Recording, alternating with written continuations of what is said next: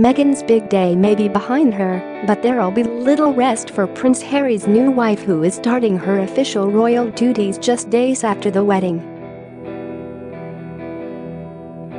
The new Duke and Duchess of Sussex will make their first engagement as husband and wife on Tuesday at the garden party at Buckingham Palace to celebrate Prince Charles's 70th birthday. Unlike previous royal couples, including the Duke and Duchess of Cambridge, Harry and Meghan have put their honeymoon on hold in order to hit the ground running when it comes to their duties. The garden party on Tuesday, hosted by the Queen, will see guests from over 400 charities that the Prince of Wales is patron of.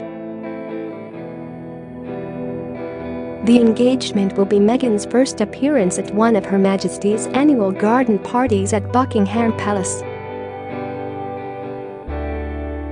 It is also anticipated that Meghan will join the Queen at the Chelsea Flower Show this month.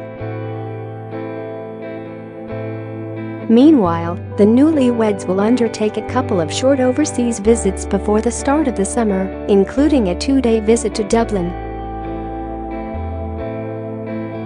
Harry is yet to visit Ireland, but Meghan spent time in the country as an ambassador for the One Young World Summit in 2014. Meghan is also expected to hit the ground running when it comes to her charity work, becoming the 4th patron of the Royal Foundation set up by William, Harry, and Kate. Harry and Meghan are already confirmed to be heading to Sydney in October for the Invictus Games. The couple are expected to then continue their tour down under to include visits to New Zealand, Fiji, and Tonga, with plans being discussed at the highest level. Aides are promising that the second half of this year will be incredibly busy for Harry and Meghan when it comes to official visits. But the couple plan to really showcase their work as a new royal power couple later in the year, starting with a visit to Australia, where Harry's inspirational Invictus Games for injured servicemen and women is being held in Sydney this October. They are then expected to travel on to New Zealand, a country the prince fell in love with a number of years ago, followed by Fiji and Tonga. Their visits to Australia and New Zealand will be particularly important, as both are countries where Harry's grandmother, the Queen, is still head of state. And with his father, Prince Charles, having been recently nominated as the next head of the Commonwealth, it is hoped that Harry and Meghan will boost the popularity of the royals there. Both Fiji and Tonga, in the South Pacific, are also members of the Commonwealth, and the prince has long wanted to visit them. He met with the Fijian Prime Minister during March's Commonwealth Heads of Government meeting in London. The 5-metre-long veil that Meghan wore on her wedding day hinted at how seriously she takes her new duties, as it featured 53 flowers of the Commonwealth. The only major barrier to the October trip will be if the couple, who have made no secret of their desire to start a family, find themselves expecting. Not only is long-distance travel exceptionally grueling in the early stages of pregnancy, but Zika is an issue in the region and pregnant women are advised not to travel there.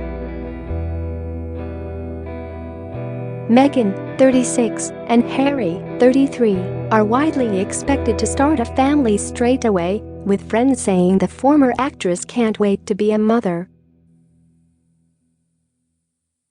Her former agent Gina Milthorpe-Cowan said that Meghan had told her in the past that she definitely wanted to have children.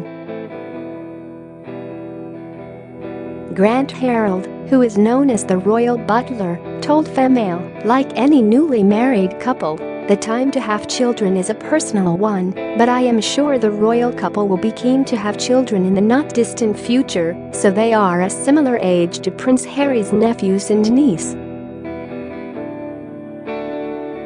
The Mail also understands that in recent months Meghan has been schooled in royal etiquette and traditions by royal household and diplomatic staff.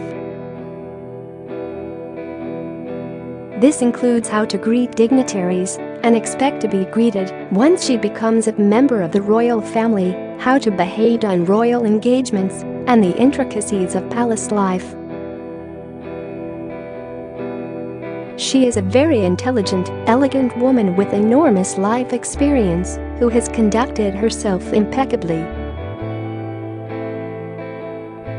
But there are a lot of pitfalls in public life, particularly as a member of the royal family, and she has been learning about what we call the traditions.